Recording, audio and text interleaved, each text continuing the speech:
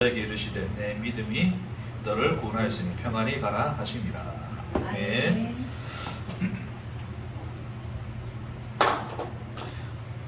우리 지난주 말씀 간단하게 요약을 하고 바로 이어서 이 여인에 대한 이야기를 하면서 말씀을 마무리하도록 하겠습니다. 사람이라고 하는 것이, 인간이라고 하는 존재가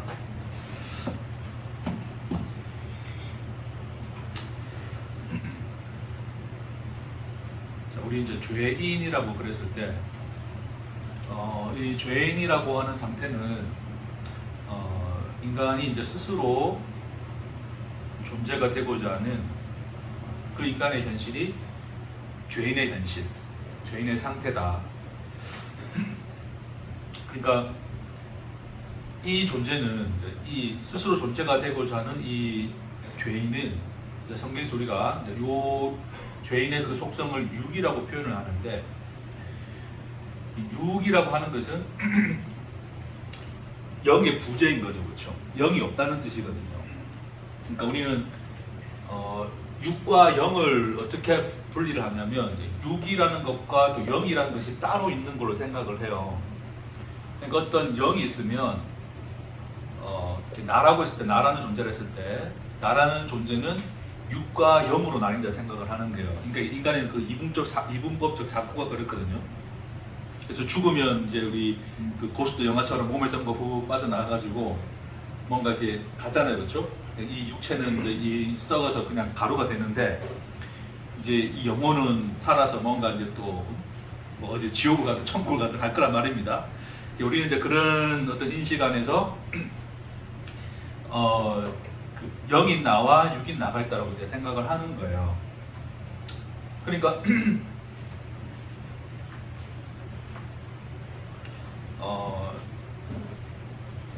그렇게 생각하기 때문에 육이라는 것은 영과 구분된 무엇으로 생각을 해요. 그렇죠? 그러니까 우리가 육적인 사람, 영적인 사람이라고 그랬을 때, 육적인 사람은 끊임없이 어떤 육의 어떤 그 욕심과 욕망을 따라 사는 사람을 이야기하고, 그렇죠? 자기 뜻대로. 영은 어떤 사람?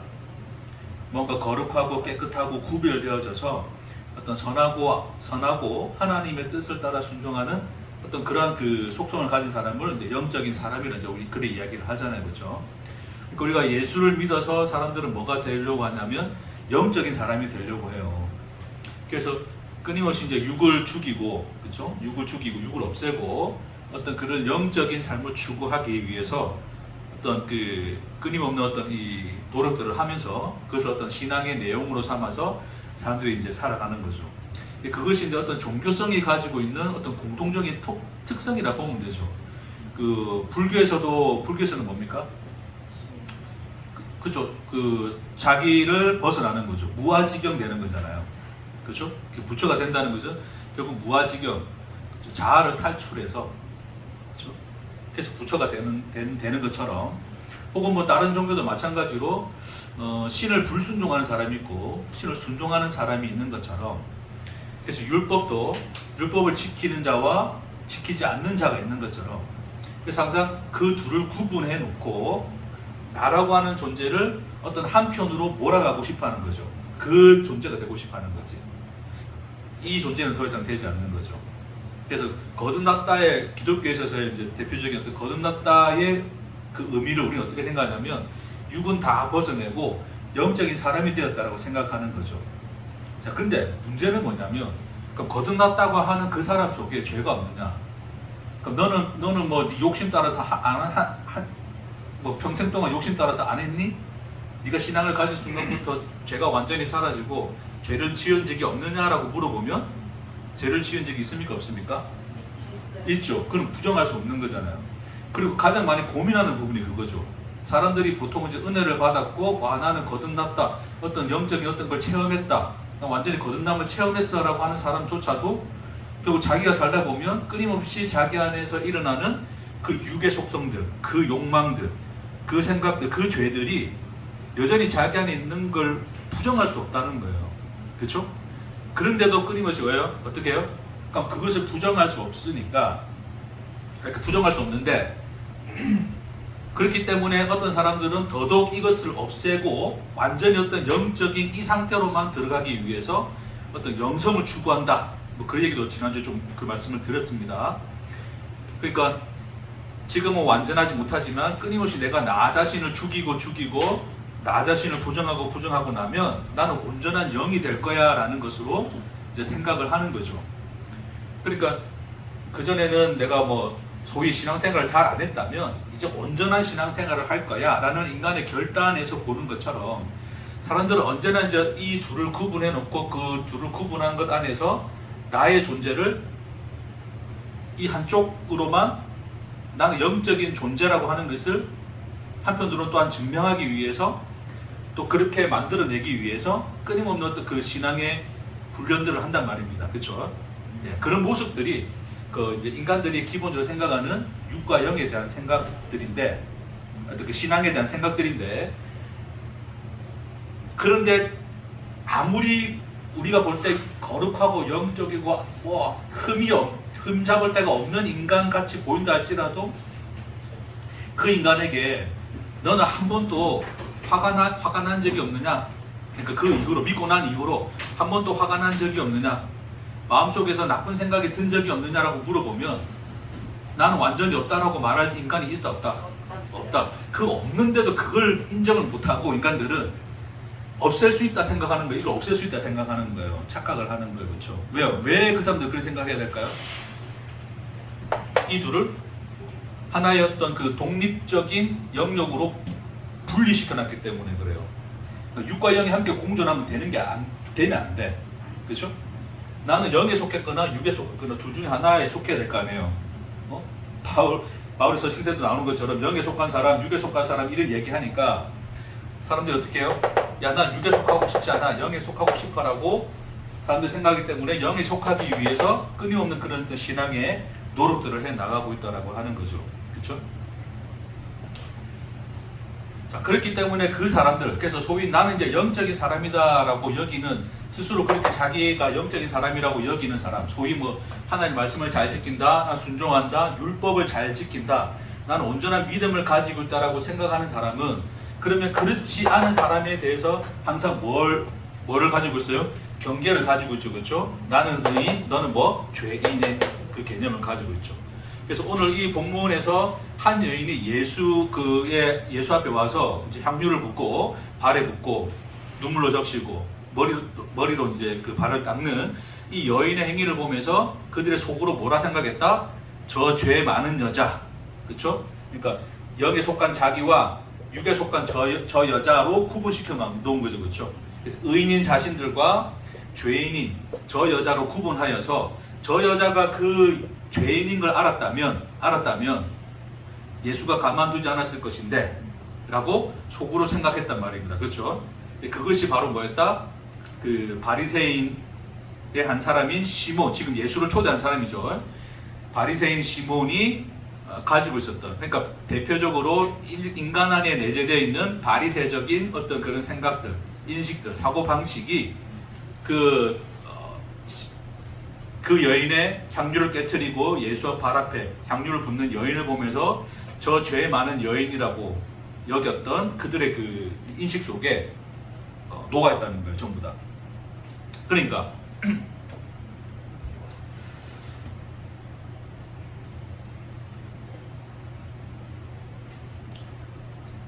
자, 이런 사람들은 그러면 자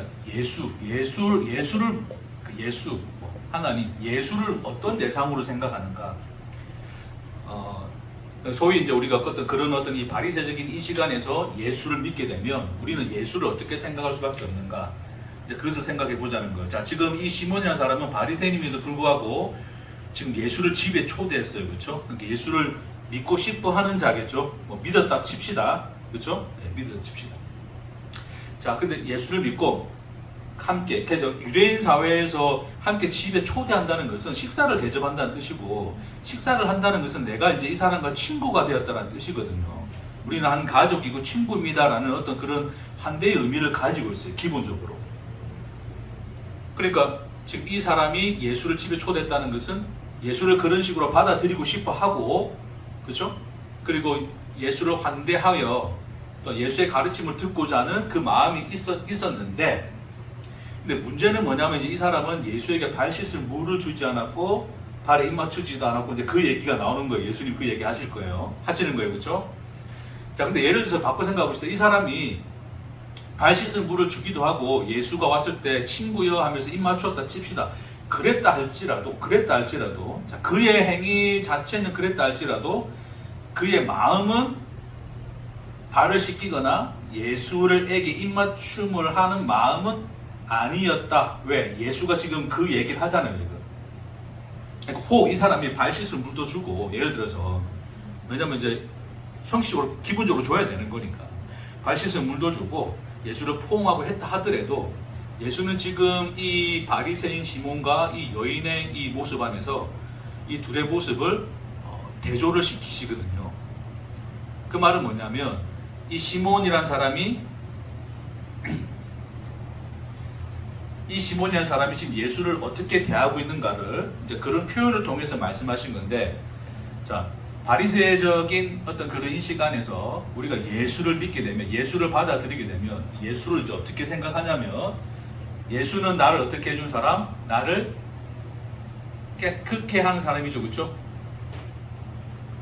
네? 물론 이때는 이 시몬이 예수가 십자가에 달려 죽고 우리 죄를 사하고 그런 개념은 없어요. 없었겠죠. 그렇죠? 아직 그 십자가에 대한 그것을 모르니까. 그래서 그 사람은 단지 하나님 보내신 한 선지자로서 그들에게 진리의 말씀을 전해줘서 나로 하여금 더욱더 영적인 존재가 되게 하는, 하나님의 율법에 온전히 순종하게 하는, 하나님의 의를 이루고 완성케 해주는 그 대상으로서 예수를 봤을 거예요. 그렇죠? 근데 오늘날 우리는 이제 예수가 십자가에 달려 죽음으로 말미암아서 예수가 우리의 죄를 사하고 우리를 깨끗게 하고 거듭나게 해서 하나님 백성 되게 하시는 그분이시라는 것을 알죠. 그렇죠? 그것을 복음으로 믿고 들었잖아요. 그러니까 그 사람들이 그런 것을 알고 있는데, 하지만 그런 내용조차도 우리의 바리새적인 인식 안에서 그 내용을 받아들이면, 그 예수를 믿게 되면, 예수를 어떤 존재를 믿는다? 나를 육에서 벗어나 영적인 존재하게 해줄 그 대상으로 보는 거예요. 그러니까 맨날 보혈 피를 뿌려서 막 보혈로 씻고 깨끗하게 하고 막 그런 얘기 하잖아요. 우리가 그런 말을 우리 찬양에도 많잖아요. 주의 보혈 능력이 있더라 막 그런 이야기 하면서, 그래서 나를 씻는가 내 속에 있었던 육의 속성들, 죄의 속성을 다 씻어내버리고 나는 뭐가 된다? 온전하고 거룩하고 구별되고 하나님께 속한 영적인 존재가 된다라고 하는 거죠. 자, 그런 대상으로서 예수를 믿게 된다. 자, 그러면 그런 의미에서 본다면 결국 예수라는 것은 자기를 육신에서 벗어나서 영적인 온전한 영이 되게 하는, 영적인 존재가 되게 하는 뭐가 되는 거예요? 매개체가 되는 거죠. 하나의 뭐가 될 수 있습니까? 존재가 되는 거죠. 그래서 인간이 내가 완전한 영적인 존재가 됐다라고 하는 것으로서, 자, 나는 이제 거듭났고 구원받은 백성이고 하나님 백성이야, 하나님 자녀라고 하는 그런 인식을 내가 가지게 되는데, 자, 그런 인식조차도 인간은 자기의 그런 인식을 통해서 자기의 존재성을 뭐 하는 거예요? 채울 수가 있죠. 나는 이런 존재성을 가지고 있어, 나는 영적인 존재야 라고 하는 자기 존재성을 가지게 되는데, 그 자기 존재성을 가지기 위한 예수는 뭐예요? 매개체가 되는 거예요. 좀 더 심한 말로 하면 도구가 될 수 있는 거겠죠. 이해되겠습니까? 자, 지금 바리새인 시몬이 예수를 초대했어요. 어디에? 자기 집에 초대했어요. 자기 집에. 자, 자기 집에 초대했는데, 그는 예수에게 근데 초대했음에도 불구하고, 자, 초대했다는 것은 예수를 받아들였고 영접했다는 얘기인데, 근데 뭡니까? 예수에게 발 씻을 물을 줬다 안 줬다? 안 줬다. 예수에게 입 맞췄다 안 맞췄다? 안 맞췄다. 그것은 예수를 뭐로 대하고 있다는 거예요?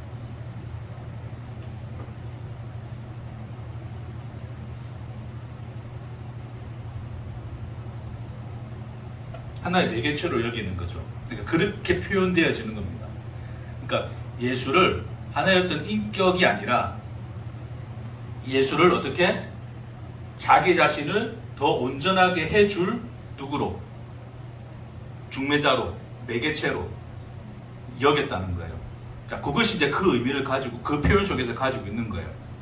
잠깐 좀 더 설명해 볼게요. 자, 그래서 이제 이게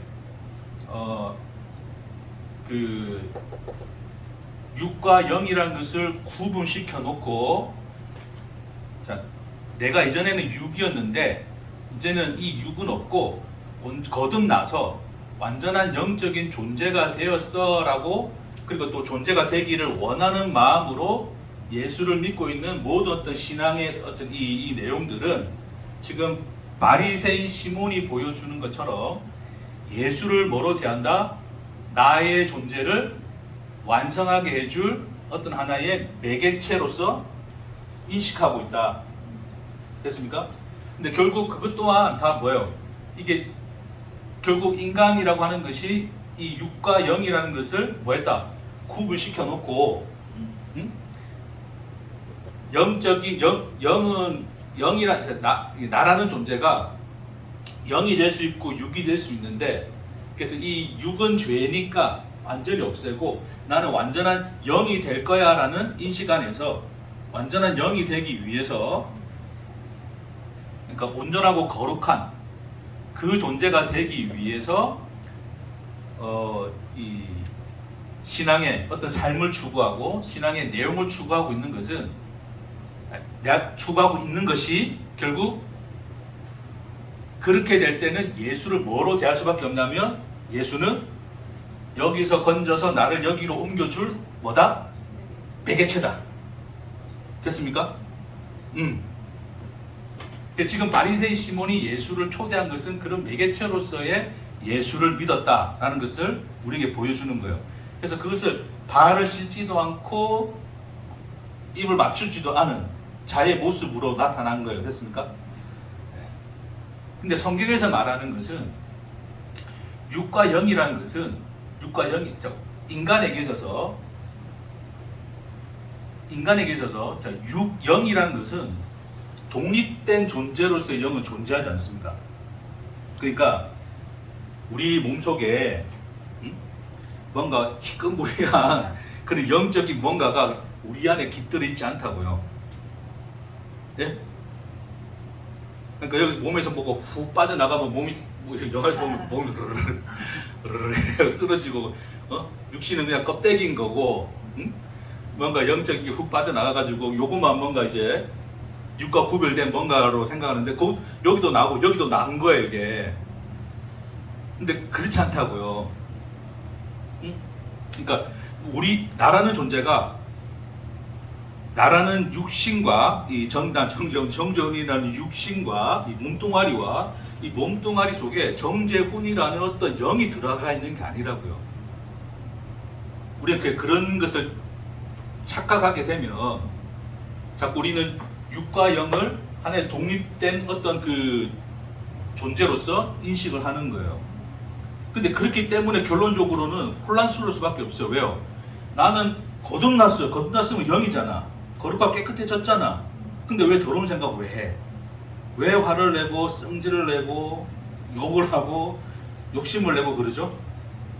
물론 그러라는 건 아닙니다. 그런 게 좋은 건 아닌데, 어쨌든 그런 어떤 이 죄의 이 속성들이 여전히 내 안에 있더라 없더라?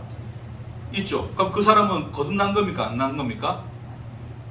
그러니까 사람들이 자꾸 묻는 거죠. 난 구원 받았습니까? 안 받았습니까? 왜요? 수련회 때 엄청 은혜 받아가지고 완전히 나는 그냥 하늘에 속한 사람처럼 막 그렇게 느껴졌는데, 그냥 수련회 마치고 그냥 버스 타고 오는 길에 그냥 그 알죠? 그 사람 막 부대끼는 거기에서 막 힘들어 보세요. 그냥 내가 자리 앞에 놨는데 막 어떤 아줌마가 갑자기 끼어 들어와가지고 자기가 앉고 이러면 그러니까 그런 것들이 불쑥불쑥 나올 수밖에 없죠. 그럼 그 사람은 수련회 할 때는 거듭났다가 다시 내려와서는 다시 또 되돌아갔습니까? 혼란스럽죠. 그렇죠? 그러니까 인간이 그 6과 0이라는 것을 뭔가 어떤 독립된 영역으로서 딱 구분시켜 놓고, 너는 여기에 속했니 저기에 속했니를 따지고 있는 게 바리새적 인간의 속성이다. 됐습니까? 그러니까 바리새라는 의미가 뭐였다? 구별하다는 뜻이거든요. 그래서 항상 구별하는 게 구별. 네?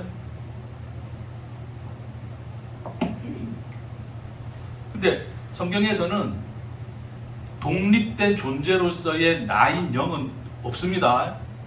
없습니다. 성경에서는 여기다 그릴까 그냥? 넓은 데다 그립시다. 성경에서는 그냥 나가 있는 거다.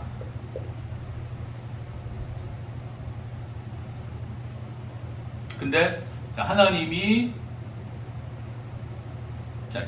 뭐라 그러죠? 영이다 그러죠, 그렇죠? 그러니까 영이신 하나님이 우리를 존재케 하시면, 그러니까 하나님의 영이 우리 안에 들어와 계시면 우리는 뭐가 된다? 그게 영적인 존재인 상태인 거예요. 그게 영이 된 거예요. 우리가 영이 됐다는 의미는 그 의미입니다. 이해가 되시겠어요? 그러면 하나님의 영이 없다. 자, 하나님의 영이 없다. 성경에서는 이제 그 내용을 어떤 상징적인 사건으로서 인간들이 창세기에 보면 인간들이 이제 죄가 관영하고 막 그러다 보니까 하나님의 영이 이제 그들을 떠나버리시거든요. 내가 저들과 함께하지 아니하리라면서 떠나버리시죠, 그렇죠? 왜요? 그들이 뭐가 됐기 때문에 육신이 됨이라 이야기하는 거예요. 그러니까 하나님의 영의 부재인 상태의 나가 육신인 거예요. 그래서 이 나는 그냥 육체, 몸뚱아리를 이야기하는 게 아니라 여기는 몸도 있고요. 우리가 생각하는 정신, 의지, 인식, 같이 다 들어있습니다. 이게 됐습니까? 응? 뭔가 자꾸 우리 머리속에 좀 그 내용을 좀 지웠으면 좋겠어. 이 만져지는 요거는 그냥 살덩어리, 단백질, 지방 덩어리 뿐이고, 여기 안에 뭔가 생명이 깃들어 있는 어떤 나를 생명이 있게 하는 어떤 영이 내가 있는 것 같다고 인간들이 생각하는데 그거 아니라고요. 여러분, 육체가 정신에게 영향을 줍니까 안 줍니까? 여러분, 무언가를 다 할 수 있을 만큼 뭔가 정신이 확 깨어 있다가도 한번 아파 보세요. 응? 우리 권사님 1시간밖에 오늘 못 주무실 텐데 잠 제대로 못 자보세요. 제 이번 주에도 이번에 자전거 내가 타려고 쉬는 날이 한 이틀인가 있었는데 자전거 타려고 작심을 했거든요. 물론 어제는 좀 탔습니다. 근데 탈났어요, 어쨌든. 작심을 했는데 근데 그 전날 잠을 많이 못 잤어. 그럼 그 다음날 내가 작심한 내 생각대로 내 정신대로 오늘도 나는 자전거 타서 살 뺄 거야. 이게 될까요? 어떻게 했을까요? 일단 모르겠다. 나보고 어쩌라고.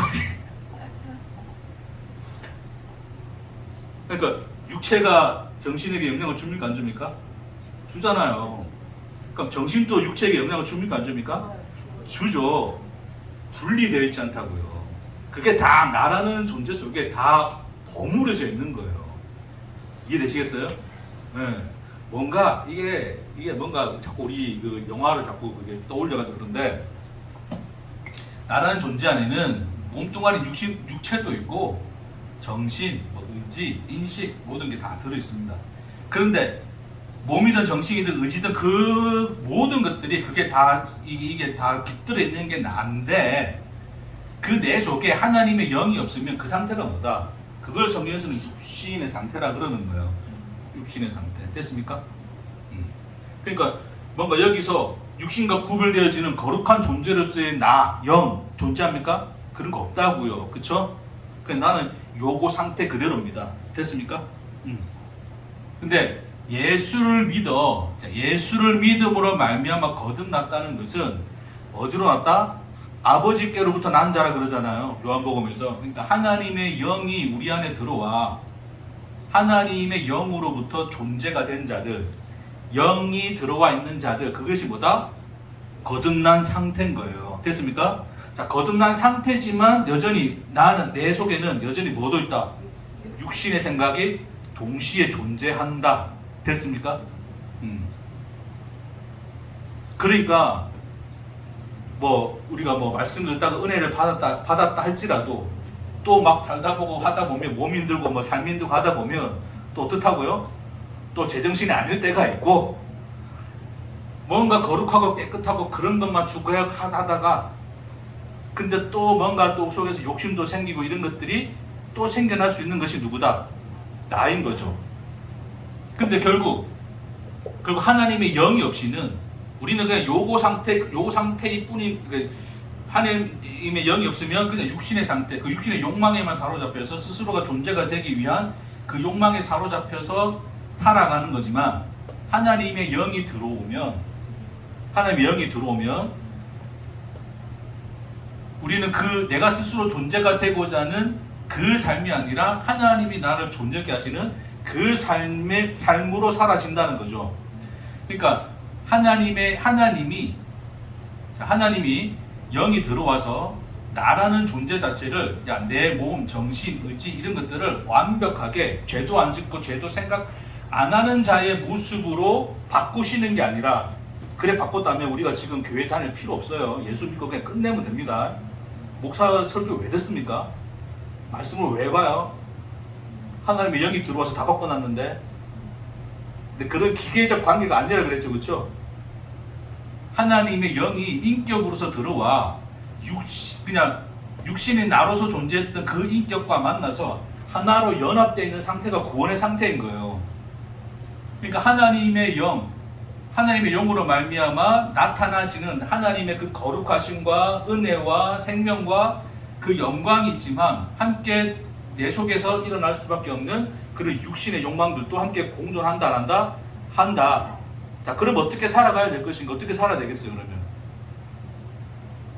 욕심 날 때는 욕심 내고 살고 하나님의 은혜가 임할 때는 은혜대로 살아라? 뭐 그 뜻이겠습니까? 제가 그냥 이거 제 고백입니다. 제가 이제 살다 보니까 어떻게 느껴지냐면, 뭐 원리 법칙 아닙니다. 그냥 제 고백입니다. 어떻게 느껴지냐면 하나님의 영이 들어와서 그 생명과 은혜를 맛봐서 너무 좋아. 이거는 말할 수 없는 거야. 그래서 나는 이제 그냥 뭐 아무것도 필요 없고 더 이상 뭐 그것도 없어. 근데 현실 살다 보니까 욕심 나는 것도 있고 내가 가지고 싶은 것도 있고 되고 싶은 것도 이런 것들이 존재하더란 말이에요. 됐어요? 뭐 소위 말해서 돈도 좀 더 있으면 좋겠고 그런 거죠.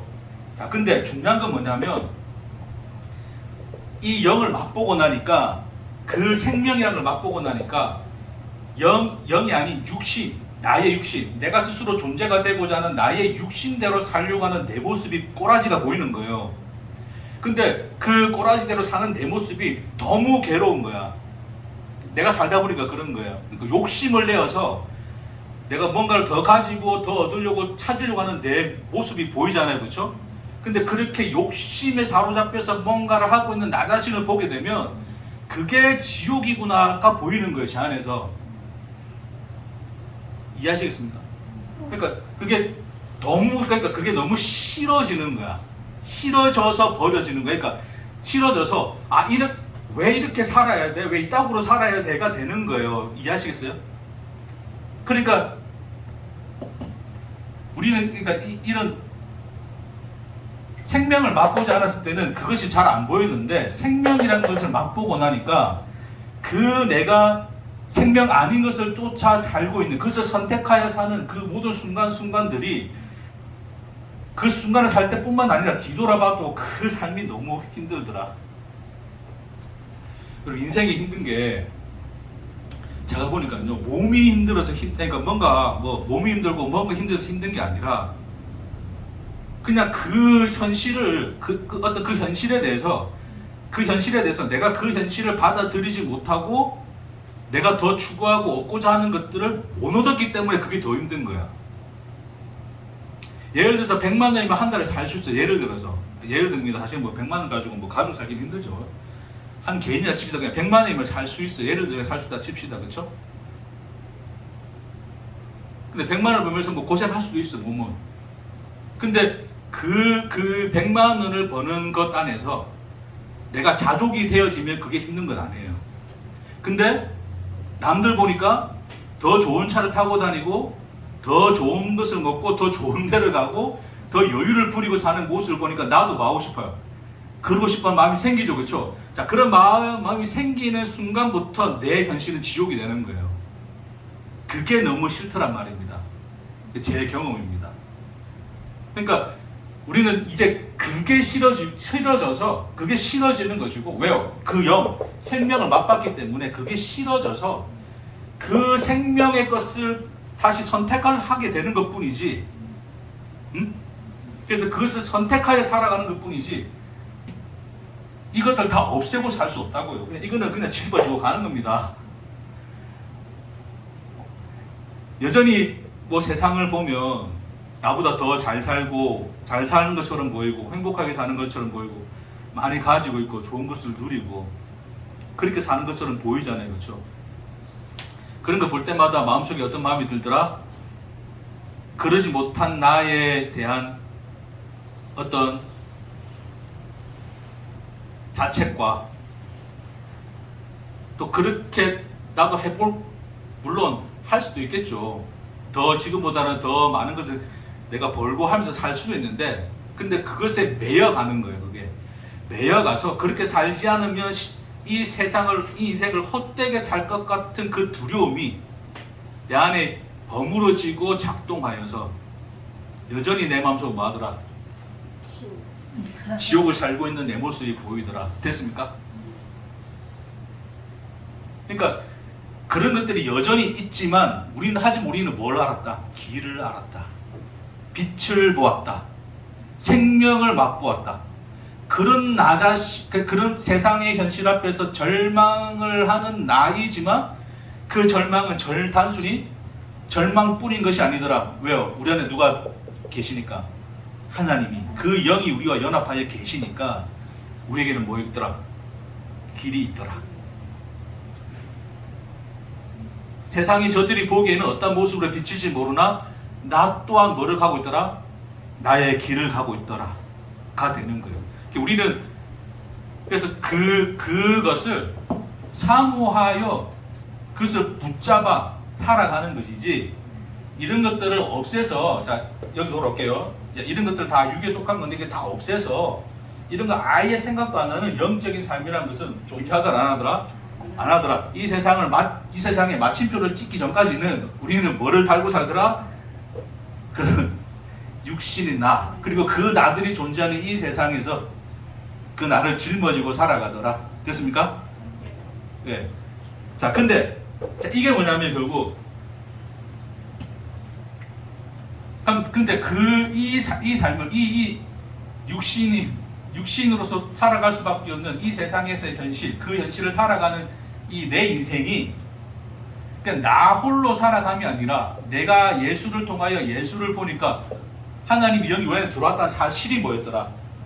그 현실을 나 홀로 살아가는 것이 아니라 하나님이 내 안에서 나와 연합하여 나와 함께 동일한 그 시간들을 살고 계시더라를 복음으로 듣는 거예요.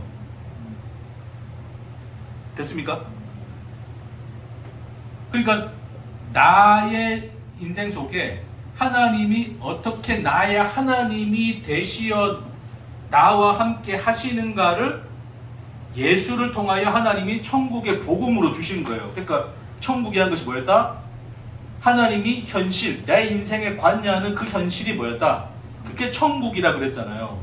내가 이런 것들이 다 현실의 문제가 해결되어지는 게 천국이 아니라 나의 인생 안에 내 인생이 그냥 나 홀로 살아가는 인생이 아니라 하나님이 함께하여 나와 함께 관여하시는, 나의 현실 속에 관여하시는 하나님의 현실이시더라. 그게 천국이 되어 우리에게 나타난 바 되었죠. 그게 팔복에서 전해주신 것이고, 됐습니까? 결국 나 홀로는 죽을 수밖에 없는, 육신으로 그냥 끝날 수밖에 없는 나를 하나님의 영이 들어왔다는 것은 나를 뭐하고 가시더라?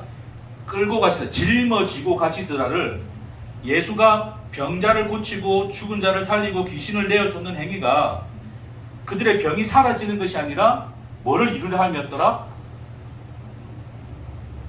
마태복음에서 기억 안 나십니까? 자, 예수가 사람들을 고치고 사람들의 어떤 질고와 질병을 고치신 것은 그 문제를 해결한 것이었습니까? 예수가 짊어가신 것이었습니까? 마태는 그것을 짊어지셨다함을 이루려 하심이더라를 이야기하잖아요. 질고를 짊어지셨다. 우리의 질병과 질고를 짊어지셨다. 그러니까 예수가 우리 안에 들어와 우리가 연합했다는 사실은 결국 나라는 인생 속에서 나를 뭐하고 가시더라? 짊어지고 가시는 하나님이시다를 그렇게 나타내어 표현하시는 거예요. 됐습니까? 자, 이제 오늘 마무리하겠습니다. 몇 분 지났습니까? 30분 전에 끝내기로 했는데. 자, 네? 10분 지나서 시계 맞아요. 예. 자, 그래서 자, 이렇게 인식하는 것과는 이거는 이제 바리새적인 사고 방식이에요. 됐습니까? 예수를 통하여 우리에게 보여주신 그 육신과 영의 현실은 이런 현실인 거죠. 그러니까 지금 여인 와요. 이 여인은 무슨 여인입니까? 죄 많은 여인, 죄 있는 여인이죠, 그렇죠? 누구에 의해서 그래 구별되어졌습니까? 바리새적인 사고를 인식을 가진 인간들에 의해서. 저 여인은 여기 속해 있는 여인이야. 나는 영이야. 너는 죄인이야. 이 방식 속에서 보는 거죠.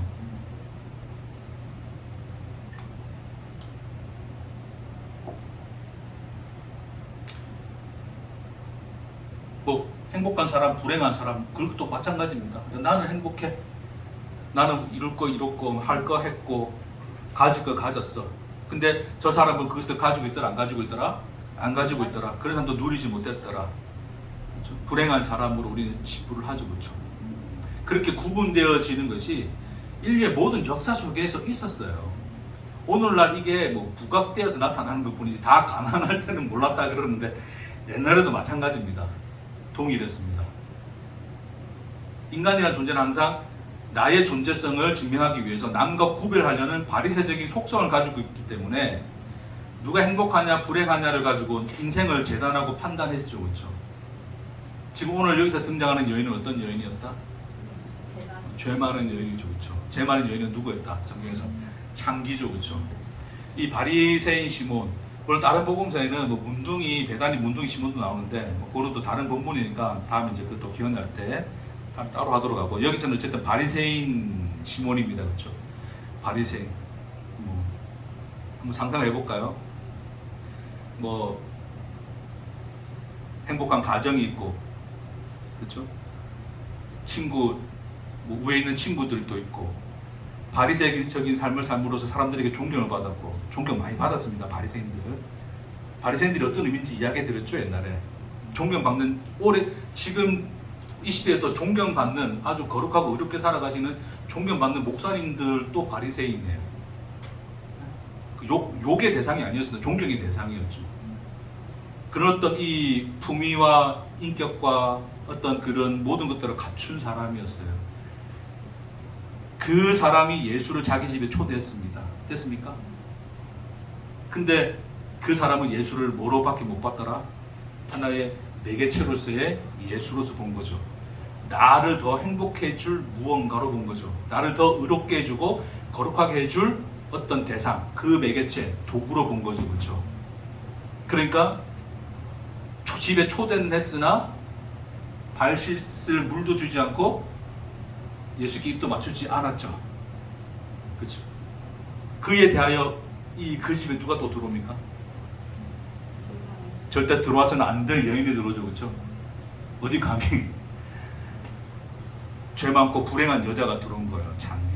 여러분, 창기를 사명으로 사는 사람이 있을까요? 나는 이거 청소년 때 수련회 갔다가 창기로 살아야 돼, 소명을 받아서 뭐 이런 걸로 삶을 사는 사람이 있을까요? 그도 행복한 가정을 살고 싶었겠죠. 멋진 남자를 만나서, 멋지지 않아도 돼. 든든한 남자를 만나서 아들, 딸, 말 잘 듣고 귀여운 자식 새끼 낳고 오손도손 잘 살고 싶은, 그래서 부모님께도 뭔가 잘 산다는 것을 보여주고 싶고, 그렇게 안정되고 행복한 삶을 꿈꿨겠죠. 근데 그녀는 왜 창기가 되었을까? 왜 창기가 되었을까요? 여러분 인생은 왜 불행하게 되었습니까? 불행을 사명으로 삼으셨습니까? 왜 그래 됐어요? 졸다 보니 그래 된 거지. 나보고처럼. 그래서 세상에서는 너는 이제 불행해, 죄인이야 라는 것으로서 버려진 자였는데, 그렇죠? 죄인으로 취급받았던 그 자였는데 그 여인에게 누가 찾아갑니까? 예수가 찾아가죠. 물론 본문 속에서는 여인이 왔는데 뭐 여인과 이 예수 사이의 에피소드는 기록되지 않았어요. 그러나 그 여인은 뭐를 들었을까? 예수로 말미암아 전해지는 하나님의 말씀, 복음을 들었겠죠. 그렇죠? 그 안에서 예수를 통하여 전해지시는 하나님이 누구이신가를 그 여인은 보게 되었겠죠. 하나님은 누구이시더라? 바리새인 시몬의 하나님이시더라? 하나님은 나 같은 자의 하나님도 되시더라. 하나님이, 사람들은 저 여인은 죄 많다. 죄라는 것은 하나님께로부터 버림받았고 저주받은 여자잖아요. 그렇죠? 근데 예수가 뭐랬습니까? 심령이 가난한 자는 복이 있나니 천국이 저의 것임이요, 애통하는 자는 복이 있나니 저희가 긍휼히 여김을 받을 것이며 위로를 받을 것이며. 그러니까 그 예수로부터 전해지는 그 팔복의 말씀 안에서, 그 복음의 말씀 안에서 이 여인은 자기를 찾아오신 누구를 알았다? 하나님을 알았다. 버려진 인생인 줄 알았는데 뭐 하셨더라? 하나님이 나와 뭐 하셨더라?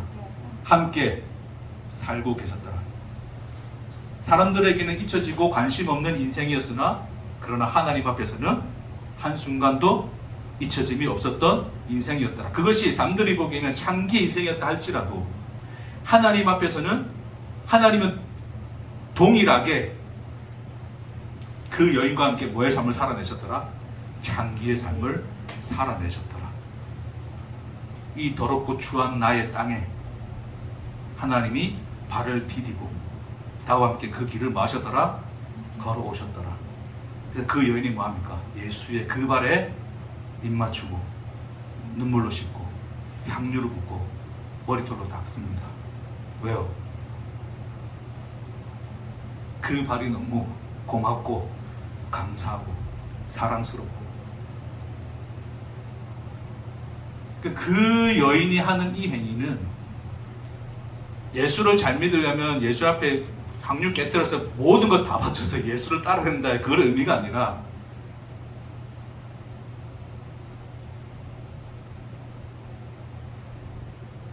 이 세상 그 무엇도 그 여인의 하나님 되시기를, 하나님 앞에서 막아설 것이 있었더라 없었더라? 없었더라. 창기였어도 하나님은 창기의 하나님이 되셨더라. 그 하나님을 만난 자의 고백이고 반응이죠. 그렇죠? 예수는, 하나님은 매개체가 아니라 뭐가 됩니까?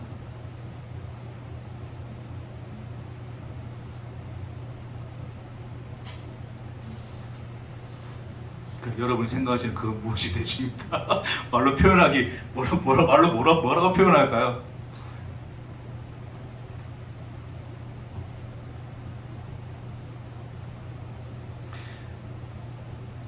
그러니까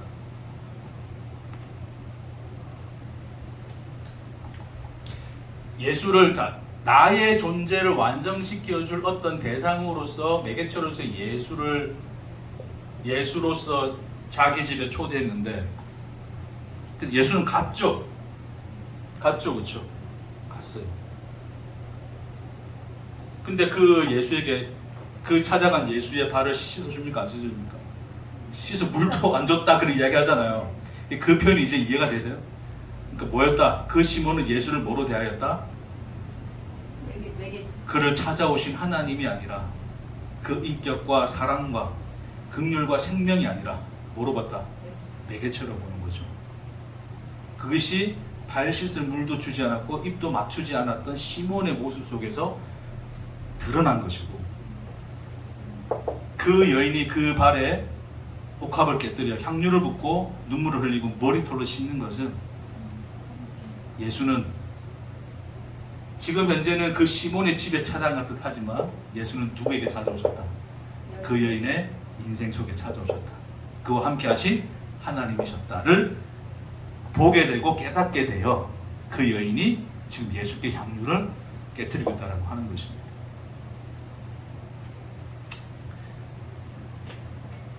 그래서 우선 그래서 어쩌라고요?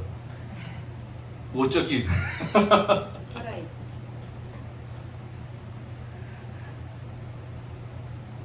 신앙의 내용은 다시 한번 좀 확인했으면 좋겠어요. 이 본문 안에서. 저도 이제 목사로서 그런 게 있어요. 이제 뭐 저는 주일날 한 번밖에 설교 안 하잖아요. 그냥 설교 한 번 하고 끝내잖아요. 얼마나 좋은데 그렇게 끝내고 난 뒤에 나의 나머지 일주일의 삶이 어떨까요, 여러분? 지난주만 생각해보세요. 지난주에 제 삶은 어땠을까요? 뭐 관심도 없지 뭐. 저희가 봐야지. 아까 행복했을까 불행했을까 그 두 가지를 얘기해 보자. 두 가지 얘기해 봅시다. 행복했을까요, 불행했을까요? 행복도 했고 불행도 했다. 그러니까 저 퍼센테이지로 한번 따져봅시다. 자, 행복한 50대 50 아니면 뭐 자 행복이 1번 이제 불행이 2번입니다. 몇 대 몇?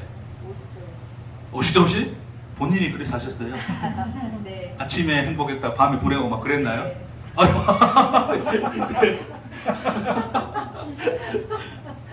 어쨌길래 그랬어, 어쨌길래. 남편 없을 때 행복한데 들어오니까 불행하더라. 그런 거네. 낮에, 그쵸? 낮에 일하러 나갔을 때는 행복한데, 저니까 들어오니까, 아, 불행해. 그런 거였구나. 남편은 어떠세요? 비슷하게 좀. 그래? 부부의 심동체라. 우리 집사님은 가림이 없어요. 아예 아무런 가림이 없어. 아주 너무 최고예요. 나봅니다.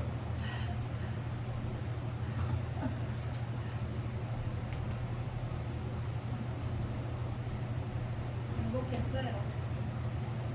일주일 동안. 일주일 동안. 네. 물론 비율로 계산은 안 해봤는데 집사님 말한 게 맞는 것 같아. 한 50대 50인 것 같아. 근데 뭐 저녁 이래 되지 않고 한 1분마다 바뀐 것 같기도 한데 미친놈처럼 좋았다, 불행했다. 남들 보면 또 아이씨. 그런 생각을 할 때는 불행한 거야. 그러니까 그런 생각을 안 해야 돼. 우리 동기들은 지금 막 한 교회씩 자리 잡고 이제 막 응? 보면 그냥 아이씨, 나는 뭐 하고 있지 이런 생각 드는데 생각을 할 때. 또 돌이켜 한편으로 보면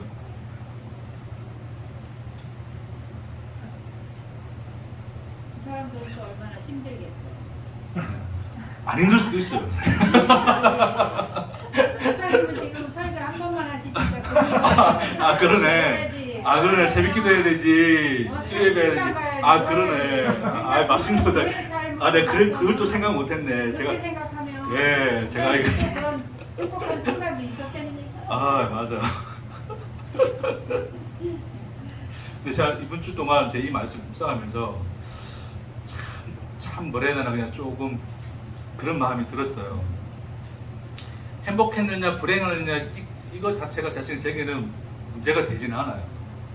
사실은 뭐 행복 불행이 제가 말씀드린 것처럼 뭐 1시간 안에 왔다 갔다 할 수 있고 1분 안에 왔다 갔다 할 수 있는 게 인간의 마음인 거죠. 그렇죠? 근데 문제는 뭐냐면 나도 나의 향유를 깨뜨려서 예수의 발 앞에 붓고 한없이 고맙고 사랑스러워서 그 발에 얼굴을 비비고 발에 입을 맞추는 내 속에 그 마음들이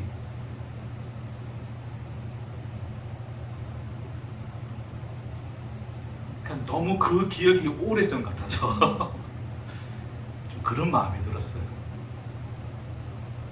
그러니까 정신 차려서 예수 똑바로 믿자면 그런 얘기 하는 게 아니라 오늘 주신 말씀 안에서 하나님은 오늘 또 우리에게 어떤 하나님이신가? 그는 어떻게 우리 인생을 짊어지고 가신 하나님이신가?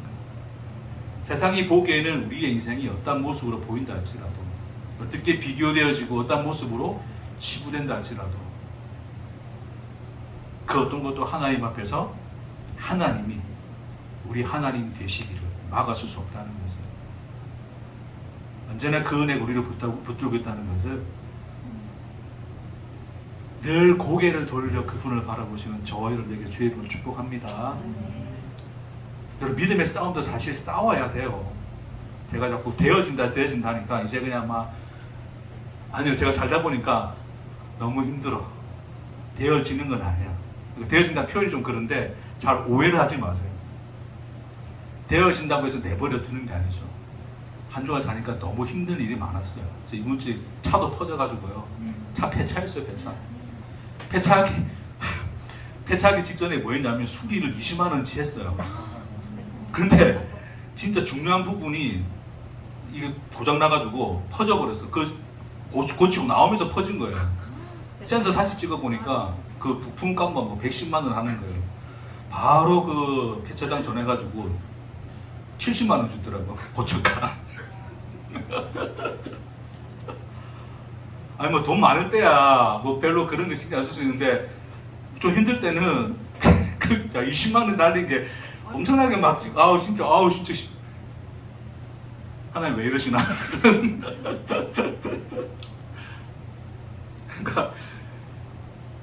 그러니까 그런 이제 뭐 일도 그냥 단순한 일이고, 근데 그러다 보니까 너무 또 뭐 돈 한 푼 한 푼에 또 매이게 되고, 그걸 뭐 또 손해 본 걸 또 문득문득 생각나서 막 아쉬워도 하고, 그런 생각들이 그냥 뭐 또 생각도 나는데, 또 뭐 그뿐만 아니고 뭐 다른 일들 속에서 뭔가 여러 가지 많은 어떤 이 인간적인 생각들과 막 이게 오가면서 굉장히 괴롭더라고.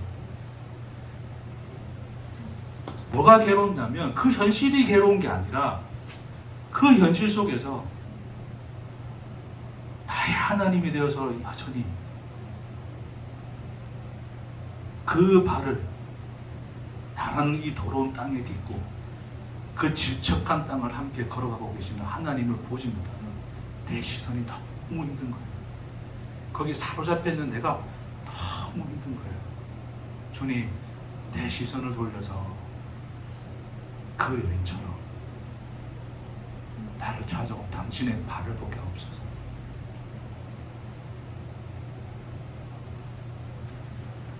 기도는 날마다 우리의 고개를 돌려서 그분의 발을 쳐다보는 선택입니다.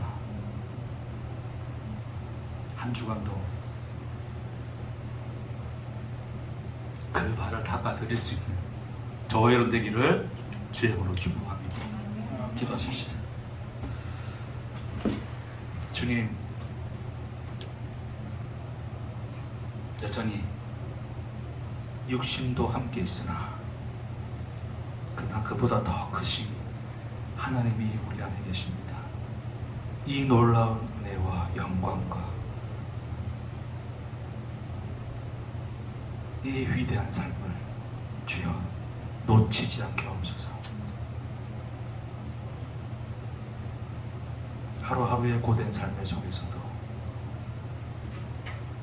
그 질퍽한 길을 함께 걸어가시는 주의 발을 붙들어 그 현실도 천국으로 살아내는 우리가 되도록 주님 축복하옵소서. 감사드리며 예수님 이름으로 기도합니다. 아멘. 수고했습니다.